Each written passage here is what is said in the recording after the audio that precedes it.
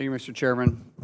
Mr. Cohen, you said at the beginning in your statement that you want to keep everyone and allow anyone that wants to serve to serve. Is that correct? That meets our stringent standards, yes, sir.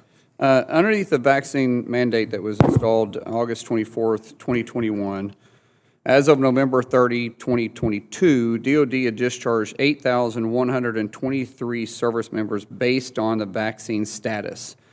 Naval personnel separated based on vaccine status was awarded an honorable discharge. However, 93.5% of our airmen, 85.8% of our soldiers, 94.1% of our Marines were given a general discharge, denying them the GI Bill eligibility. This, obviously, because the FY23 NDAA, the vaccine mandate, was rescinded. Would you consider allowing these individuals, one, to come back and serve, and two, if not, at least upgrading them to an honorable discharge? Thank you, Senator. I do understand each of the services does have a process for adjudicating any of these claims. If confirmed, I would certainly encourage any member to petition their individual board to do so. Would you advocate on their behalf? I would advocate on their behalf, sir. To bring them back into the service? I would look at all that. I need to become smarter in how the services have adjudicated those individual cases, and I'd be willing to do so. What do you mean by smarter by it? I mean, it's pretty clear here. I'm not trying to be combatant. I'm just trying to say, I'm trying to follow that, clarify what you're saying.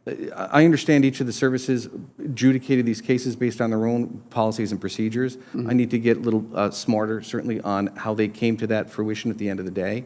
But we'd be certainly, if confirmed, work with the services and your office as well to understand better what those cases were and why they are different from one another. But would you support bringing them back into the service? If they are eligible, if they are eligible by the standards that we have set forth, the services have set forth, I would. Okay.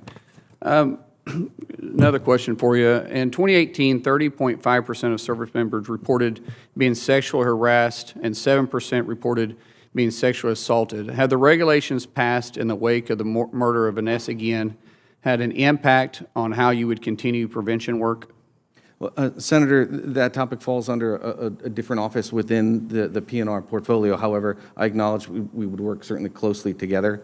Well, it does play a factor in service members signing up. As a father of three beautiful young ladies, who I would encourage all 6 of my kids to serve, it is a concern of mine when you hear 30.5% of the service members in 2018 had been sexually harassed or 7% sexually assaulted. That's a huge issue. And for you, talking about the workforce, this is a big issue and a big challenge moving forward. Yes. Vanessa Guillen's murder obviously brought that to the forefront.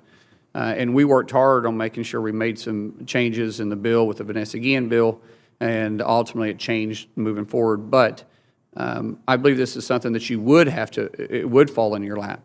Yes, sir. I'm sure we would work with my colleagues on this.